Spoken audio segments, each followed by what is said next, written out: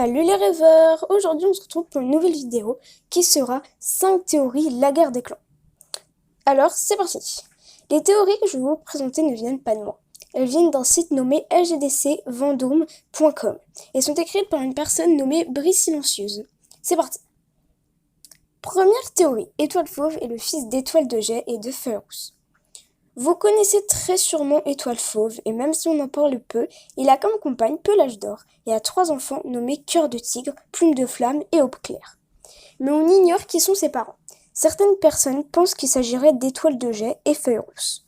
Comme Feuille Rousse, Étoile Fauve a hérité d'un pelage roux, et comme Étoile de Jet, une forte hostilité envers les autres clans. De plus, dans Retour au clan, le 3e livre de la série Étoile du Tigre et Sacha, à un moment, Sacha pénètre dans le territoire du clan de l'ombre avec ses petits et se fait surprendre par Feuille Rousse, la laissant passer malgré son hostilité envers les étrangers. Je n'ai malheureusement pas lu le livre, j'ai seulement trouvé ce passage sur le site.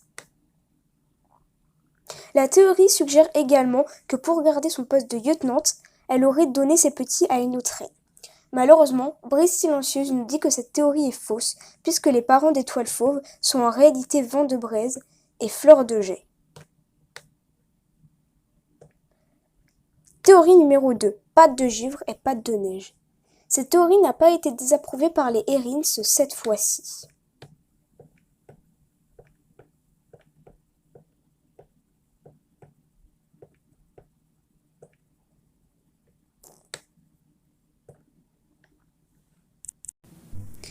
Cette théorie affirmerait que Patte de givre ne fait qu'un avec Patte de neige, le chat de la forêt sombre.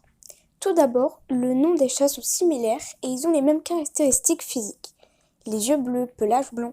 Aussi, Patte de neige a une cicatrice sur le dos, ce qui pourrait faire penser au cerf du faucon qui a enlevé Patte de neige dans le cycle 1, tome 5. Pour finir, on ne sait rien sur le guerrier blanc. La théorie est la suivante. Le faucon emmena Patte de givre loin du camp, pour finalement le lâcher dans un champ. Des solitaires l'ont recueilli et lui ont demandé son nom. Patte de givre, qui était encore sonné, leur dit qu'il s'appelait Patte de neige. Il vécut longtemps avec les solitaires et la seule chose dont il se souvenait était le clan des étoiles.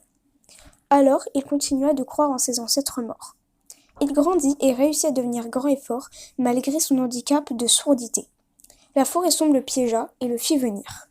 Ils lui feront croire que le clan des étoiles l'avait renié. Il devient alors fou de rage et commença à être pris de folie. Il commença à tuer tous les solitaires et la suite, je n'ai pas besoin de vous la raconter. Personnellement, je ne crois pas en cette théorie, car le faucon n'aurait jamais bêtement lâché sa proie, et que de plus, ça m'étonnerait que des solitaires aient appris la langue des signes pour qu'ils puissent parler à Patte de givre.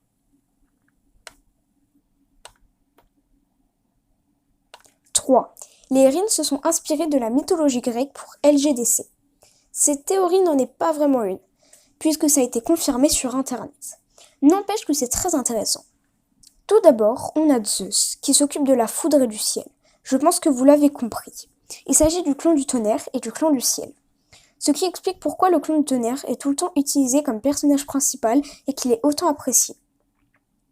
Ensuite, pour Poséidon, qui dirige les océans et les tempêtes, nous supposons que c'est de ça que se sont inspirés les Érins pour créer le clan de la rivière et le clan du vent. Et enfin, vous avez deviné, il y a le dieu Hadès pour le clan de l'ombre. Cette théorie est toute simple, mais très intéressante. 4. Pelage de Granit est le père d'Aile de Colombe et Feuille de Lys.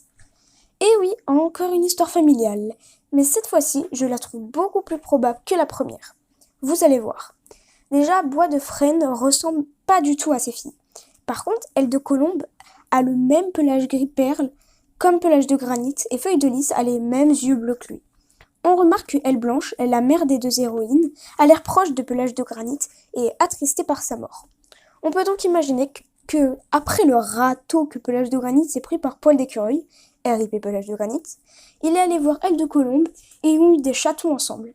Mais ils se seraient disputés à cause de l'histoire sombre de Pelage de Granit. Puis, elle aurait réussi à découvrir la vérité, et honteuse d'être tombée amoureuse et d'avoir eu des chatons avec lui, elle aurait fait croire au clan que Bois de Frêne était le père. Je pense que cette histoire est très probable, et personnellement, j'y crois beaucoup. 5e et dernière théorie qui est plutôt drôle, Ombre d'érable et cannibale. J'ai déjà vu cette théorie ailleurs et je trouve qu'elle est un petit peu tirée par les cheveux et qu'elle fait froid dans le dos. Cette théorie date de avant la sortie du hors-série La Vengeance d'Ombre d'Érable, à l'époque où les gens ne connaissaient rien de la vie de ce personnage. En fait, cette théorie est toute débile. Apparemment, Ombre d'Érable, énervé d'avoir été banni de son clan, aurait dévoré ses chatons. Juste pourquoi? Ça sert à quoi? Bon, bref, passons. Elle aurait ensuite regretté ce qu'elle avait fait et aurait menti à son compagnon en disant qu'il s'était noyé. Bah tu m'étonnes. À quel moment tu manges tes chatons? Je sais pas, va t'acheter McDo, va à un match, je sais pas, mais fais quelque chose. Et du coup, c'est comme ça que se termine cette théorie toute débile.